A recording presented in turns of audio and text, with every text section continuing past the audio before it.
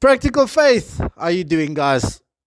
You know what? I'm reading Genesis 34, and I'm just busy seeing one of the most disturbing stories that I've read in the Bible. This is really a disturbing story, and the whole chapter just goes about everyone making the wrong choices, either by not doing something or doing the wrong things, repaying evil with evil.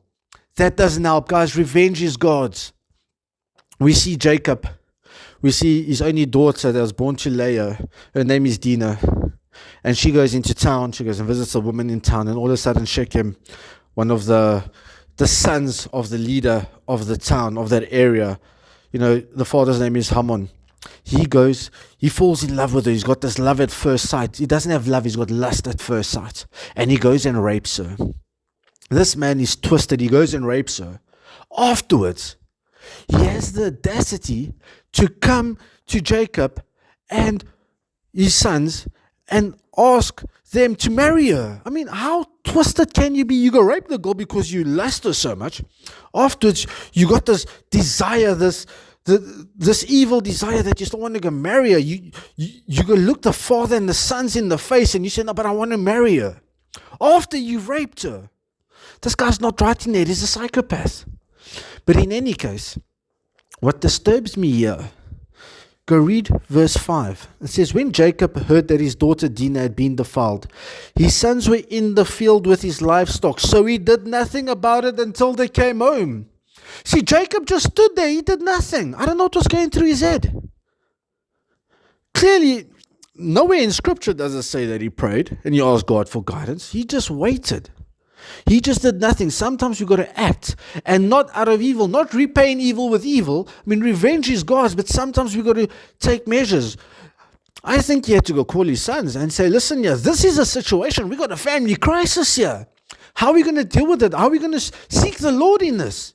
But he doesn't. Later on in the story, go read Genesis 34. It is actually, man, my heart breaks when I'm reading the story. This chapter.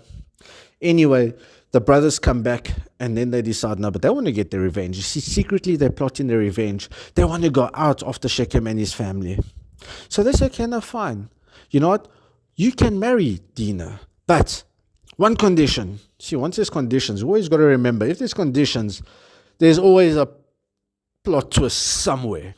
So watch out when there's too many terms and conditions, because there's a plot twist somewhere. They say, okay, all your men, Shechem, all your men that live in your town, we want them to be circumcised, because you must be like us. We are circumcised. That's the only thing. And he's so, I'm not going to call blindly in love, but he's so lustfully in love with Dinah. He agrees, and all the men go, and and they're busy thinking of economic benefits, and that these guys have got so much livestock. Jacob and them are wealthy, and they think that's going to be theirs. Anyway, they do it. And on the third day, the word says, on the third day, while they were in pain, Simeon and Levi come and they kill every single man. They take revenge, paying evil with evil. Now, first of all, guys, let's be honest. Would I have done what they done? Probably. Not the right thing.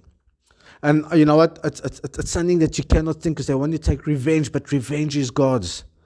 Instead of consulting the Lord, said, how do we take this further? What should happen?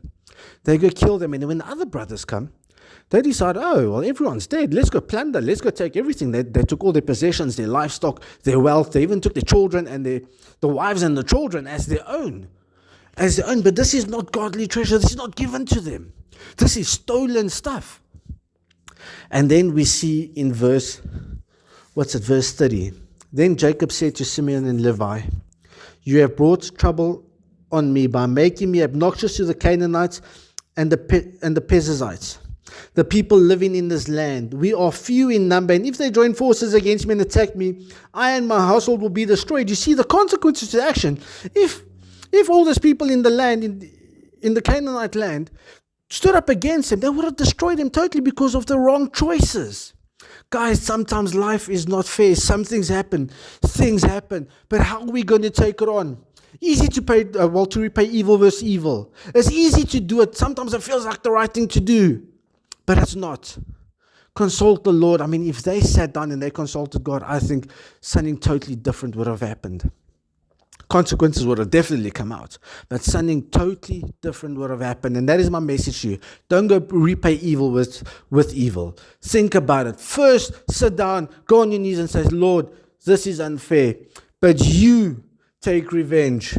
Help me to play my part so that your light will shine. And that is my message today, guys. Let's not pay evil or let's not repay evil with evil, but let's do the right thing.